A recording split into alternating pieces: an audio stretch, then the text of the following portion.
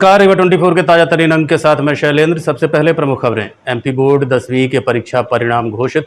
रीवा के 2 छात्रों ने बनाई टॉप 10 में जगह। दुल्हन की विदाई से पहले देवर की मौत।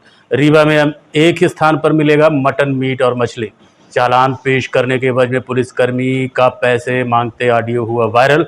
और कमिश्नर रीवा संभाग की उपस्थिति में बढ़ौरा में जल गंगा संवर्धन अभियान अंतर्गत सैकड़ों लोगों ने किया श्रमदान। इन खबरों सहित अन्य खबरें अब विस्तार से। माध्यमिक शिक्षा मंडल मध्य प्रदेश बोर्ड के 10वीं के परिणाम घोषित कर दिए गए हैं, जिसमें रीवा जिले के 2 छात्रों ने टॉप 10 में जगह बनाई है। माध्यमिक शिक्षा मंडल मध्य प्रदेश बोर्ड का 10वीं का रिजल्ट आज घोषित कर दिया गया, जिसमें एक बार फिर से रीवा के छात्र छात्राओं ने गौरव बढ़ाया है। बात करें विंध्य की तो सिंगरौली की प्रज्ञा जायसवाल ने 500 में से 500 अंक प्राप्त किया, जबकि मऊगंज के आयुष द्विवेदी ने 499 अंक, सीधी की मानसी साहू ने 497, जबकि रीवा के 2 छात्रों ने, जिसमें अंजलि शर्मा ने 497 और अनिमेश वर्मा ने 496 अंक प्राप्त कर विंध्य को गौरवान्वित किया। वहीं प्रदेश भर में इस बार इंदौर और भोपाल जैसे बड़े शहरों के छात्र छात्राओं को टॉप 10 में जगह नहीं मिली है। मातन क्रमांक 1 में पढ़ने वाले अंकुर यादव ने कला संकाय क्षेत्र से 500 में से 889 अंक प्राप्त करके अपने लक्ष्य की ओर कदम बढ़ा दिए। शिक्षक का पुत्र होने के बावजूद अंकुर न्याय के क्षेत्र में जाकर देश की सेवा करना चाहते हैं, जिसके लिए उन्होंने पढ़ाई के दौरान क्लैट की परीक्षा दी। अंकुर के पिता प्रमोद कुमार यादव गोदामा हाई स्कूल में शिक्षक, जबकि उनकी माता उर्मिला यादव गृहिणी हैं। 2 भाइयों में बड़ा निखिल यादव चिकित्सा के क्षेत्र में पशु पक्षियों की सेवा करना चाहता है और वेटनरी कॉलेज में पढ़ाई कर रहा है। अंकुर यादव ने कहा कि उनकी सफलता में प्रत्येक दिन 6 घंटे की मेहनत के साथ उनके परिवार और गुरुजनों का आशीर्वाद है। मातन क्रमांक के ही शुभम तिवारी ने 492 अंक प्राप्त किए, वहीं आर्यन पांडे ने 488 अंक, आदित्य शुक्ला ने 482 और सात्विक सिंह ने 482 अंक प्राप्त कर जिले का मान बढ़ाया है। बताइए बेटा, क्या नाम है आपका? माय नेम इज अंकुर यादव। ये अभी आपका रिजल्ट आया है और टाटा सूची में आपका नाम है, तो ये कहाँ पढ़ाई की और कैसे मतलब यहाँ तक आप? जी, मैं स्कूल से पढ़ता था और घर में आके पढ़ता था और मैं किसी कोचिंग में नहीं ज्वाइन किया था। और मेरी शुरुआती पढ़ाई कहाँ से हुई, फिर कहाँ पढ़े आप? शुरुआती पढ़ाई मेरी गवर्नमेंट स्कूल से हुई, फिर मैं प्राइवेट स्कूल में आया, तो फिर 10th तक मेरी प्राइवेट तक चली। फिर 11th में मैं गवर्नमेंट मार्तंड स्कूल में गया एक्सीलेंस में यहाँ पे। फिर उसके बाद क्या बनने की अपेक्षा रखते हैं आप, क्या बनना चाहते हैं? जी, मैं लॉ के फील्ड में जाना चाहता हूँ और उसी के आगे करियर बनाना चाहता हूँ उसमें। अभी क्या आगे कहाँ पढ़ाई करेंगे, क्या कुछ सोच के रखा है? अभी मैंने लॉ एंट्रेंस एग्जाम दिया है क्लैट का, उसमें अभी रिजल्ट पेंडिंग है, उसी के थ्रू मैं अपने लॉ यूनिवर्सिटीज में जाना चाहूँगा। बोर्ड में आप कितने घंटे पढ़ते थे, कहाँ कोचिंग करते थे? मैं मिनिमम 5-6 आवर्स डेली पढ़ता था और कंसिस्टेंसी मेंटेन किया था, तो उसी रिजल्ट यही है। सफलता के पीछे किसका श्रेय देते हैं? मैं अपनी सफलता के पीछे अपने माता पिता और गुरुजनों को श्रेय देता था। आपके फादर क्या करते हैं? मेरे फादर गवर्नमेंट टीचर हैं और मदर क्या करते हैं? Mother house wife. कितने भाई बहन हैं आप लोग? हम 2 भाई बहन हैं। वो लोग क्या करते हैं अभी? वो भी कॉलेज पढ़ रहे हैं, वेटनरी। तो आप यहीं रह के मतलब यहीं पे रह के पढ़ रहे हैं। सात्विक सिंह, रीवा की। किस क्लास में आपने अच्छे नंबर? क्लास 12th में मैथ्स से। ये जिले में कितना नंबर है? मेरा है 96.4%। किसको आप देना चाहते हैं? इसका श्रेय टीचर्स को, पेरेंट्स को। किस विषय से हैं? मैथ्स। नाम बता देंगे। सात्विक सिंह। मातन क्रमांक कितने बच्चे अच्छे अंकों से आए? मातन क्रमांक 1 में इस सत्र मंडल परीक्षा में 5 बच्चों ने प्रदेश की मेरिट में स्थान प्राप्त किया है। एक बच्चा हाई स्कूल से है, इनका नाम है शुभम तिवारी, पिता का नाम लक्ष्मण नारायण तिवारी। इन्होंने 9th रैंक प्राप्त की है, 9वां स्थान प्राप्त किया है। हायर सेकेंडरी में 4 बच्चों ने प्रदेश में मेरिट में स्थान प्राप्त किया है। प्रथम स्थान अंकुर यादव हैं जो कला समूह के हैं। द्वितीय स्थान में आर्यन पांडे हैं जो कला समूह के हैं। 9वें स्थान में आदित्य शुक्ला हैं, ये जो वाणिज्य समूह से हैं, और 10वें स्थान में सात्विक सिंह हैं जो गणित समूह से हैं। सात्विक सिंह ने गणित में 100 में 100 अंक प्राप्त किए हैं। इन सभी बच्चों को बहुत बहुत बधाई, उनके माता पिता को बहुत बहुत बधाई, साथ ही हमारे स्टाफ के सभी सदस्यों को बहुत बधाई और बहुत शुभकामना। उन्होंने इस सत्र में पूरे मन से बच्चों को पढ़ाया और उसी का नतीजा है कि इस सत्र में 5 बच्चों ने प्रदेश की मेरिट में इस विद्यालय से स्थान प्राप्त किया है। बच्चों ने भी बड़े लगन से, मन से अपनी पढ़ाई की और साथ ही उनके जो अभिभावक हैं उन्होंने भी पढ़ाई पर ध्यान दिया, तो उन सबको विद्यालय परिवार की ओर से बहुत बहुत बधाई। क्या संदेश देना चाहेंगे आप? हम संदेश यह देना चाहेंगे कि बच्चे जब तक विद्यालय में रहते हैं, पूरी तरह से जो भी समय वो विद्यालय में देते हैं, अपने टीचर से सतत संपर्क में रहें। जो कक्षाएं लगती हैं उन सब में मन से पढ़ें और साथ ही साथ जो कठिनाइयाँ उनकी आती हैं, उन कठिनाइयों के लिए टीचर से अवश्य पूछें और मिलें। साथ ही जो उनके गार्जियंस हैं, माता पिता हैं, वो भी बीच बीच में बच्चों के परफॉर्मेंस और उनकी कठिनाइयों, उनकी पढ़ाई लिखाई के बारे में आकर विद्यालय के टीचर से अवश्य संपर्क करते रहें, जिससे यदि उनको कोई कठिनाई महसूस होती है तो उसका निराकरण विद्यालय के शिक्षक परिवार की ओर से किया जा सके, ताकि वो अपना पूरा ध्यान पढ़ाई में लगा सके। क्या नाम है? मेरा नाम जयप्रकाश जायसवाल, प्राचार्य एक्सलेंस स्कूल रीवा। जी बताइए, आपने अभी उत्कृष्ट स्थान प्राप्त किया है, क्या लग रहा है आपको, कैसा महसूस कर रहे हैं? बहुत खुशी है सर, बहुत अच्छा लग रहा है। ये बच्चे ने जो है अपने सर्वोत्तम जो है मेहनत से जो है सर्वोत्तम मतलब अच्छे प्रदेश पे अपने संकाय में टॉप किया है। बहुत खुशी की बात है, परिवार में सभी लोग प्रसन्न हैं।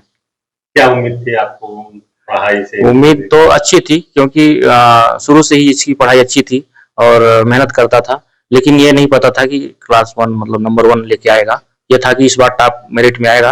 हाई स्कूल में इसने जो है 97% लेके आया था, सिर्फ 2 नंबर से मेरिट 10 टॉप में चूक गया था।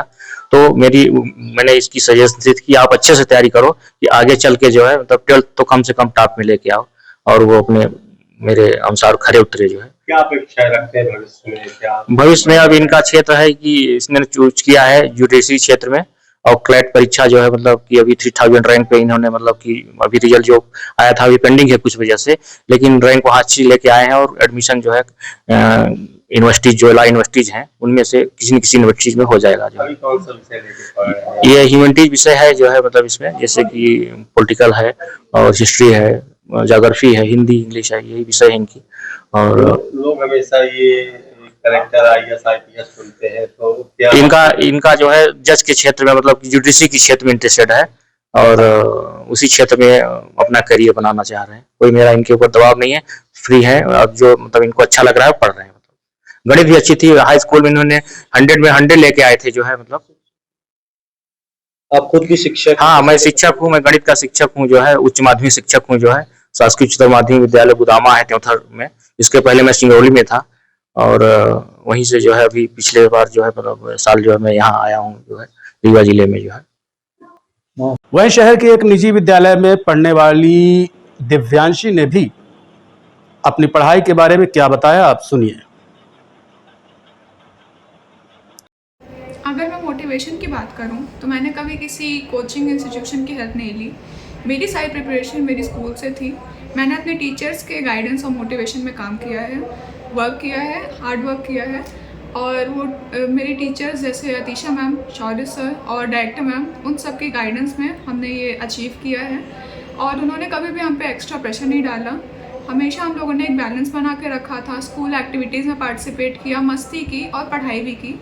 और मेरी प्रिपरेशन स्ट्रैटेजी में मैंने कंसिस्टेंसी और टाइम मैनेजमेंट पे ध्यान दिया है। सेल्फ मेड नोट्स से रिवाइज़ करने पे ज़्यादा फोकस किया है और NCERT मेरा मेन फोकस था। मैंने एडिशनल और कोई बुक से प्रिपेयर ज़्यादा नहीं किया है। अगर NCERT को ही पूरा पढ़ लो तो 100% स्कोर आ सकते हैं।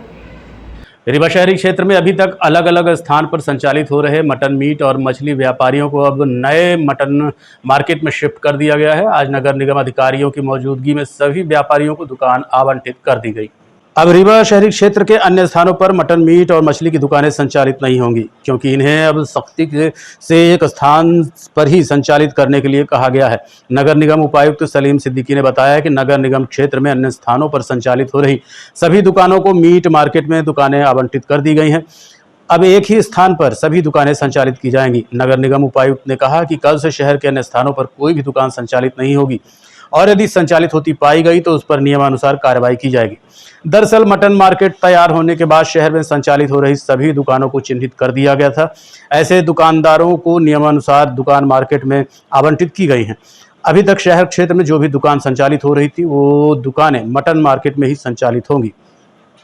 शहर के मटन व्यापारियों के लिए यहाँ पर मटन दुकानें बनाई गई हैं और इनमें शहर में जहाँ भी मटन व्यवसाय हो रहा है इनको सबको दुकानें अलॉट की गई हैं व्यवस्थापन के अधीन परिषद के निर्णय पश्चात और आयुक्त महोदय द्वारा निर्देश प्रदान किए गए हैं कि इन सभी को आज यहाँ शिफ्ट कराया जाए। वही हमारा पूरा जोनल और सभी हम दल और ये हमारे व्यापारी भी आज आ गए हैं और आज ये अपना ताला चाबी ले लेंगे, आवंटन आदेश ले लेंगे और कल से ये अपना सुबह यही पूरा व्यवसाय करेंगे। कितने मटन व्यापारी हैं सर? अभी 30 लोगों को दिया गया है, 31 हमारी दुकानें हैं और 30 लोगों को आवंटन आदेश आज दिया जाएगा और इनको कल सवेरे से अपना संचालन करेंगे।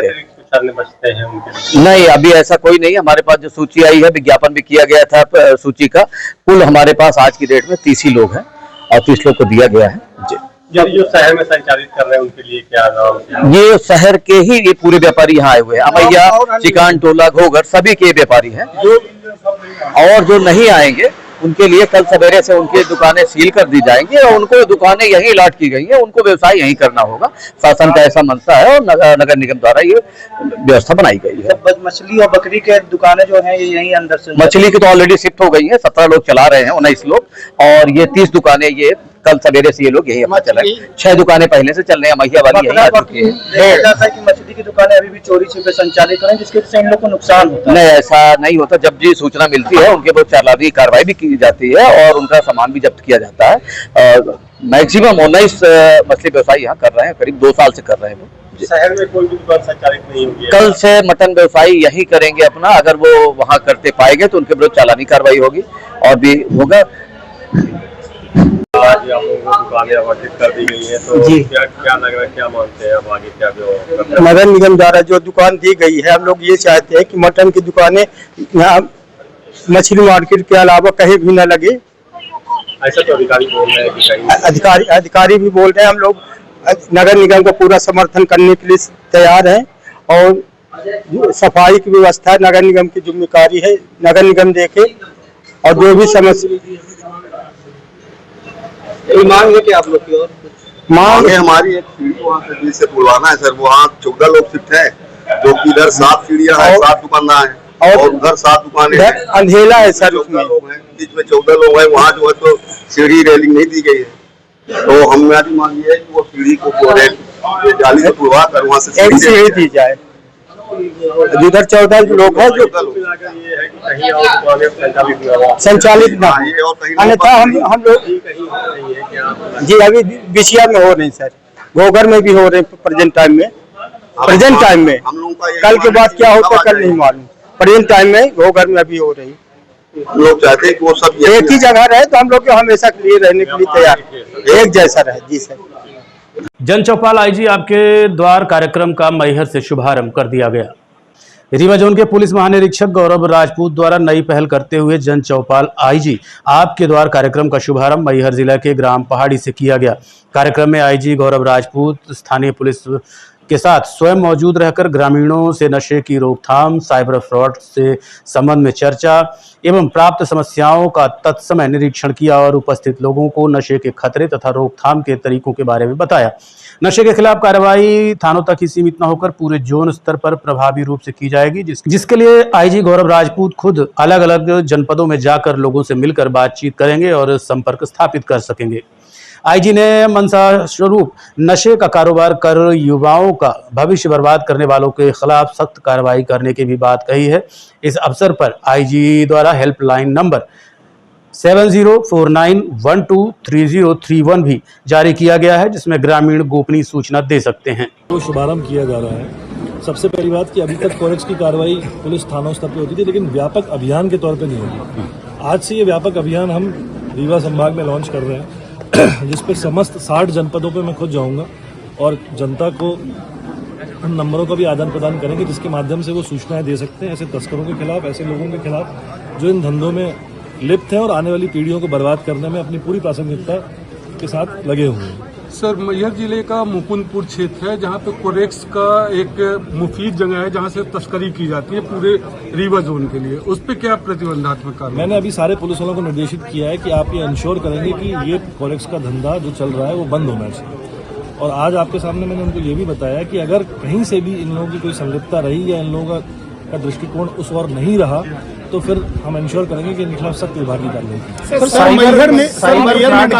कानून व्यवस्था इस प्रकार से बिगड़ी हुई है, लगातार चोरी पर आप इन दोनों की बात करें। अभी जो अभियान साइबर प्रतिबंध को लेकर मैं जब से आया हूं तब से लेकर अभी तक मैहर एसपी ने इस पे बहुत अच्छी कार्रवाई करी है। काफी सारी गाड़ियां पकड़ी गई हैं और निरंतर मेरे पास ये सूचना है कि मैहर एसपी की टीम जो है वो निरंतर दबिश दे रही है। तो वो जब से निषेध हुआ है तब से उन्होंने अच्छी कार्रवाई की। सर, साइबर फ्रॉड के लिए कुछ ऐसा सुनिश्चित किया जाएगा? बहुत सारे लोग ठगे जाते हैं कि वो अपनी कंप्लेन कहीं प्राथमिक कंप्लेन दर्ज करा सकें जिस पर सुनिश्चित कार्रवाई हो सके, इसके लिए कोई प्रयास? प्राथमिक तौर पे वो जाके जब उनके साथ साइबर फ्रॉड होता है तो निकटतम थाने में उसकी सूचना दें। थानों से सूचना लेके हम लोग साइबर सेल को देंगे और साइबर सेल के माध्यम से उन अपराधों का अन्वेषण करेंगे। Thank you. देखते रहिए Rewa 24 news, city cable network. मिलते हैं छोटे से ब्रेक के बाद। विंध्य क्षेत्र का number 1 RO showroom sign marketing, जहां पर आप पाएंगे सभी कंपनियों के आरओ जैसे कि केंट, एक्वागार्ड, प्योरिड, लिफ प्योर, हेवेल्स और सभी प्रकार के आरओ 0% ब्याज में उपलब्ध। बजाज फाइनेंस की सुविधा के साथ हर कंपनी के आरओ में सर्विस बिल्कुल फ्री है। मात्र 6,999 से आरओ शुरू है। कोई भी आरओ किसी भी कंपनी का आरओ लेने पर आपको एक डिनर सेट बिल्कुल फ्री मिलेगा। बस आपको पता याद रखें, sign marketing, hospital road, Gandhi complex, Rewa. Mobile number 9407817224। दुल्हन की विदाई के पहले दुल्हन के देवर की पिकअप की चपेट में आने के कारण मौत हो गई। इन दिनों शादी विवाह का सीजन चल रहा है, ऐसे में लोग खुशी खुशी बारात जाते हैं और पारिवारिक दायित्वों का निर्वहन करते हैं, लेकिन कभी कभी इन खुशियों में रोक तब लग जाती है जब कोई अप्रत्याशित घटना घट जाती है। ऐसा ही मामला मरकबट गांव से आया है, जहां पिपरी टोला से बारात आई हुई थी। सिमरिया थाना अंतर्गत 11 वर्षीय प्रांशु मंडप में गद्दे में सो रहा था कि सुबह 5 बजे पिकअप वाहन स्पीड में आया और गद्दे के ऊपर चढ़ता चला गया, जिसमें प्रांशु की घटनास्थल पर ही मौत हो गई। परिजन अस्पताल लेकर पहुंचे, डॉक्टरों ने मृत घोषित कर दिया। ये घटना हुई, पिपरी टोला से बारात आई हमारे मकरबट में, रीवा जिला। तो यहाँ एक लड़का बाहर पड़ा था गद्दा ओढ़ के, तो वहाँ से डग्गा आया, वो चढ़ा दिया, तो बच्चा जगह पे खत्म हो चुका था।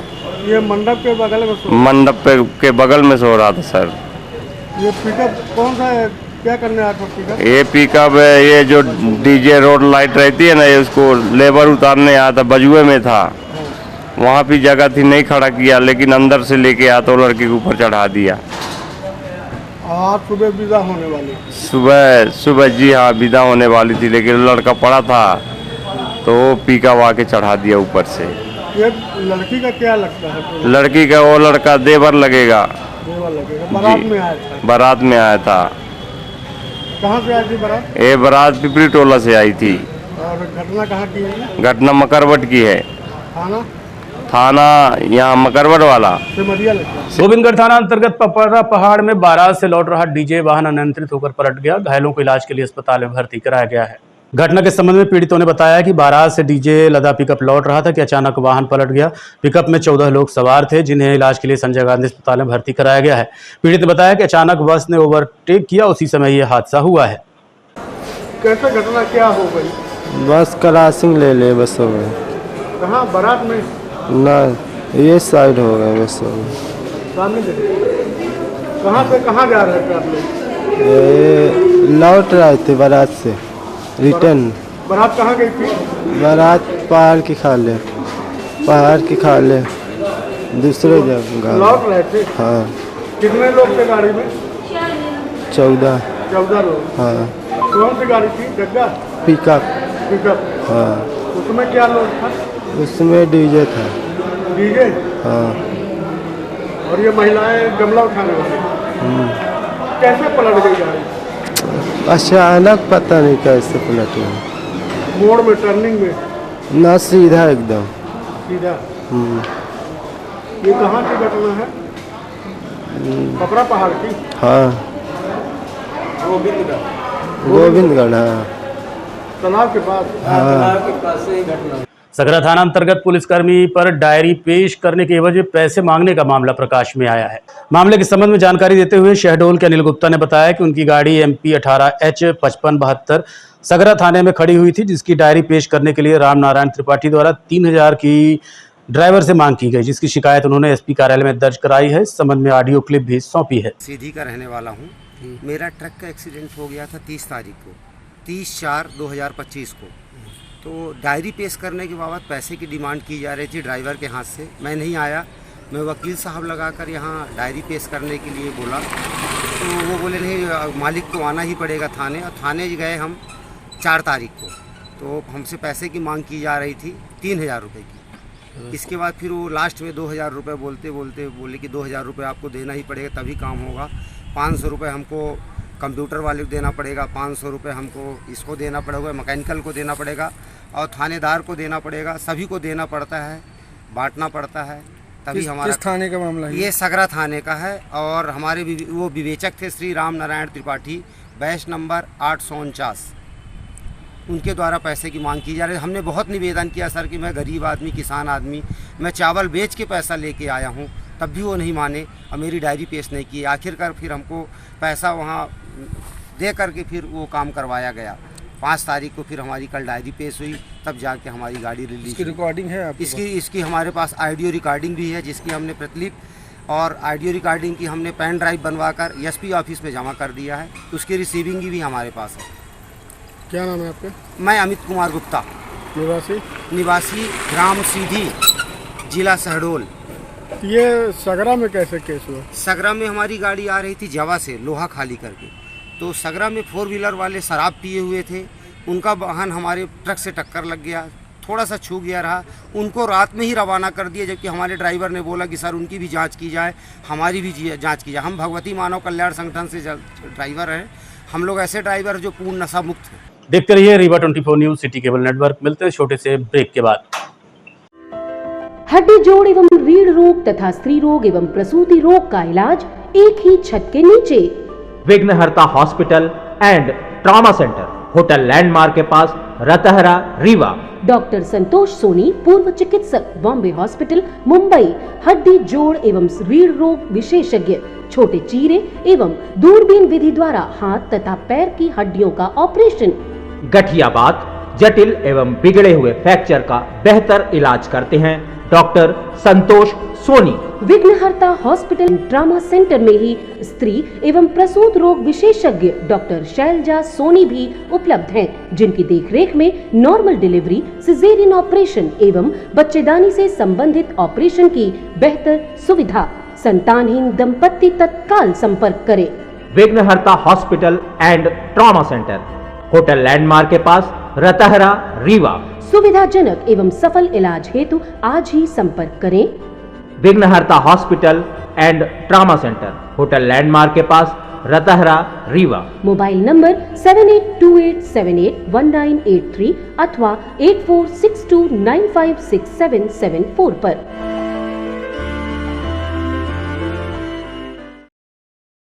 जलगंगा संवर्धन अभियान के तहत कमिश्नर और सीधी सांसद की उपस्थिति में सैकड़ों लोगों ने श्रमदान किया। मध्य प्रदेश के सीधी जिले के बढ़ौरा में कमिश्नर रीवा संभाग BS जामोद और सीधी सांसद डॉक्टर राजेश मिश्रा की उपस्थिति में सैकड़ों लोगों ने गजास नदी की सफाई के तहत श्रमदान किया। इस दौरान कलेक्टर सीधी, CEO, तमाम संभागीय अधिकारी और जन अभियान परिषद के सदस्यों सहित बढ़ौरा और सीधी जिले के गणमान्य नागरिक उपस्थित रहे। कार्यक्रम के दौरान कमिश्नर BS जामोद ने कहा कि देश में लगातार बढ़ रहा जल संकट एक बड़ी चुनौती बनकर उभरा है। ऐसे में जल संरक्षण करना अति आवश्यक है। नदी नाले की साफ सफाई और जल संरक्षण हम सब की जिम्मेदारी है। वहीं सीधी सांसद डॉक्टर राजेश मिश्रा ने कहा कि हमारे संस्कारों में जन्म से लेकर मरण तक पानी की उपयोगिता है। ये गजास नदी जो कभी हमेशा जलमग्न रहती थी, आज सूखने की कगार पर है। बांध तालाब सभी सूख रहे हैं। ऐसे में हम सबको मिलकर आगे आना होगा और समस्या से निजात पाने के लिए प्रयास करने होंगे। दिनों दिन हमारे इस पूरे पृथ्वी पर और हमारे देश में, खास करके भारतवर्ष में पानी की कमी होती जा रही है। और आपने देखा होगा कि पहले पानी पीने के लिए बाहर से बोतल में पानी नहीं आता था। अब आप देखो बहुत सारी बोतलें यहाँ पर रखी थी, मैंने अभी नीचे करा। कहने का तात्पर्य है कि पानी कम होता जा रहा है। और जो पेड़ पौधे हैं, पहले खूब जंगल था और अब पेड़ पौधे भी कम होते जा रहे हैं। हम जंगल को काट रहे हैं, नए पेड़ हम नहीं लगा रहे हैं। इसका तात्पर्य यह हो रहा है कि पूरी पृथ्वी हमारी गर्म होती जा रही है, धीरे धीरे बढ़ता जा रहा है। पानी की कमी होती जा रही है, ऑक्सीजन की कमी होती जा रही है। और ऑक्सीजन तापमान अगर बढ़ रहा है तो आगे आने वाले समय में प्राणी मात्र के लिए, मानव जीवन के लिए बहुत खतरनाक समय आ रहा है। ऐसी स्थिति में हम सबको जागरूक होना पड़ेगा। पानी जो बरसात का आ रहा है, उस बरसात के पानी को हम हमारे गांव में, एक नारा चलता है, गांव खेत का पानी खेत में, गांव का पानी गांव में। अगर हम बरसात के पानी को हमारे खेत में, हमारे गांव में रोकेंगे तो फिर धरती माँ की गोद भरेगी। हमारे पुरखों ने धरती माँ की गोद में पानी भर के रखा हुआ था। धीरे धीरे हमने चरस लगाई, चरस से पानी निकाला, फिर ट्यूबवेल खनन चालू कर दिया, है ना। ट्यूबवेल से 1000 2,000 फीट तक गहरे ट्यूबवेल हो रहे हैं। और पहले 2 हार्स पावर की मोटर लगती थी, फिर 4 हार्स पावर की मोटर लगती थी, फिर 8 हार्स पावर की, अब 12, 20 और 300 हार्स पावर तक की मोटरें लगा लगा के हमने धरती माँ की गोद में जो पानी भरा है वो पूरा निकाला। धरती माँ हमें महीना का पानी कहाँ से देगी? अगर हम निकालते रहेंगे, वापस पानी नहीं डालेंगे। बैंक में भी अगर हम पैसा निकालने जाते हैं तो पहले बैंक में हमने जमा किया होगा तभी निकाल सकते हैं। पर हमने पानी का जो बैंक था, उस पानी के बैंक से हमने सिर्फ पानी लिया है, वापस जमा नहीं किया। तो ये आगे आने वाले बच्चों को सही ढंग से पीने का पानी मिले, बहुत ज़्यादा टेम्परेचर नहीं हो, तापमान। अभी जैसे हमारा मानव जीवन को 37 डिग्री 37 डिग्री तक का टेम्परेचर सहन करने योग्य होता है, और अब 48-50 तक तापमान पहुंच रहा है। तापमान को सहन नहीं कर पाएगा अगर हमने इसी तरह से जंगल काटते रहे और पानी को बहाते रहे। तो इसमें जितना अधिक से अधिक पानी हम लोग संचयन कर सकते हैं, जितना पानी हम रोक सकते हैं गाँव में, तो सारे उपाय हमको करना पड़ेगा। अब खेतों में पानी गिरता है, बह के चला जाता है, पूरे मेड़बंधान करो और खेत तालाब बनाओ। खेत तालाब बहुत बड़ा नहीं बना सकते हो, आपका छोटा सा रकबा है तो आप जहाँ से पानी निकलता है कोने में। आज के अंक में इतना ही। देखते रहिए रीवा 24 न्यूज़। नमस्कार।